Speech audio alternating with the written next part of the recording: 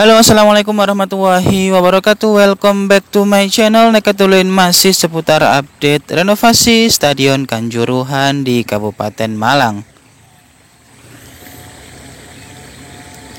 Pada pertengahan bulan Juni 2024 ini, proses renovasi sedang berlangsung sesuai dengan apa yang menjadi mandat dari Bupati Malang selaku orang nomor 1 di Pemkab Malang untuk meminta pelaksana proyek renovasi Stadion Kanjuruhan, dalam hal ini adalah PT Waskita Karya dan Abi Praya Brantas, untuk menjadikan Stadion Kanjuruhan ini sebagai venue upacara kemerdekaan 17 Agustus 2024 nanti, yang mana progres pembangunan dari renovasi stadion sendiri harus menyentuh angka 85% dari 100% total renovasi yang akan diselesaikan pada Desember 2024 nanti.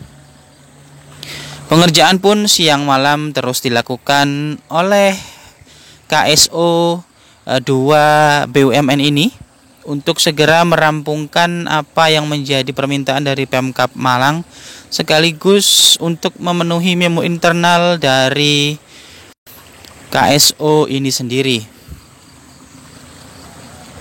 Di lain pihak, masih banyak terdapat beberapa celah, terutama di dalam stadion, di mana untuk perapian dari struktur sendiri masih belum bisa dilakukan pada saat ini, yaitu memasuki tanggal 9 Juni 2024. Ada banyak hal yang menjadi pertanyaan di benak teman-teman mungkin.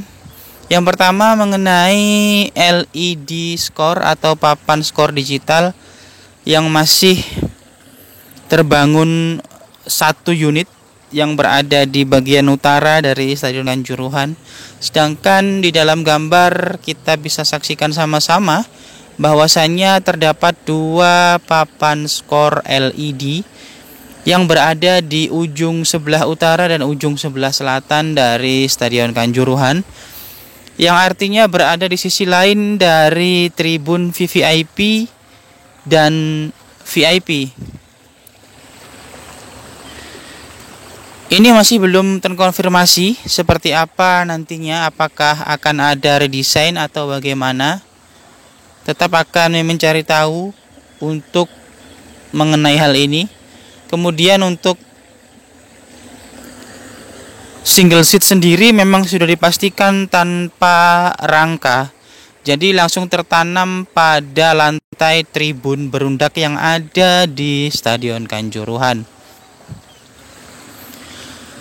Tentu saja agak sedikit mengecewakan teman-teman, karena memang sedari awal untuk bagian ini tidak dijelaskan dalam tata laksana pelaksanaan proyek renovasi sendiri. Jika kita lihat ada di stadion lain mungkin menggunakan rangka single seat, itu lebih kelihatan bagus dan elegan sepertinya. Namun itu tidak terjadi di Stadion Kanjuruhan ini. Jika kita lihat dana yang fantastis dikeluarkan oleh APBN ini, APBN Negara Republik Indonesia tahun anggaran 2023-2024 dengan asumsi dana berada di 331 miliar, sampai pembengkakan dananya nanti diasumsikan nilai tertingginya berada di 390 miliar rupiah. Jadi kemungkinan ada space dana di situ sekitar puluhan miliar yang bisa digunakan apabila terjadi pembengkakan dana yang ada di Stadion Kanjuruhan nantinya, tergantung dari kualitas bahan yang digunakan. Karena sebelumnya menurut PT Waskita Karya sendiri, apa yang terpasang nanti adalah grade A. Nanti bisa dicek ketika sudah selesai, dan pasti ada konsultan yang mengecek apakah itu grade-nya memang betul-betul A. Nanti juga berasal dari BUMN, yaitu Yodya Karya.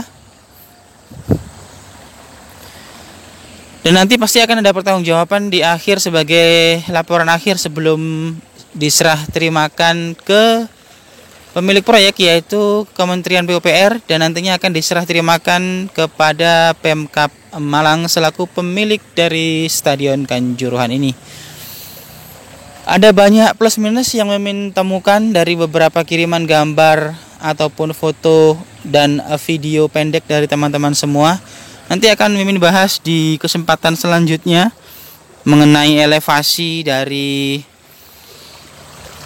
aksesibilitas untuk masuk dan keluar ke dalam dan keluar lapangan di Stadion Kanjuruhan, kemudian tata letak dan cara pemasangan dari single seat tersebut. Ada beberapa hal yang menurut kacamata teknik sepertinya kurang tepat. Nanti akan Mimin sedikit beri contohnya. Ada di slide gambar yang ada dalam video ini ketika pemasangan single seat hanya seperti itu. Ini rentan sekali terhadap kerusakan. Nanti bisa disaksikan kemungkinan tidak sampai 10 pertandingan pasti akan ada sesuatu yang sudah tidak bisa disebut dengan sempurna lagi. Silakan dinotis apa yang Mimin sampaikan ini, nanti sambil dicek ada jejak digitalnya. Pasti nanti akan ada sesuatu. Dalam hal ini sendiri PT Waskita Karya diberikan waktu 1 tahun penuh sampai tahun 2025 nanti untuk maintenance dan perawatan Stadion Kanjuruhan. Kemungkinan masih ada retensi di sana, jadi bisa digunakan semaksimal mungkin. Dan hal yang wajar di setiap proyek pasti ada plus minusnya. Hal ini tidak sampai mengurangi rasa hormat kepada Kementerian PUPR dan PT Waskita Karya selaku pelaksana renovasi Stadion Kanjuruhan sendiri. Silakan teman-teman notis di komentar, nanti akan kita bahas sama-sama apa saja yang perlu kalian tanyakan, dan nanti akan Mimin jawab sesuai dengan kapasitas ilmu yang Mimin miliki. Terima kasih. Nekatulin mengabarkan ini dari KS.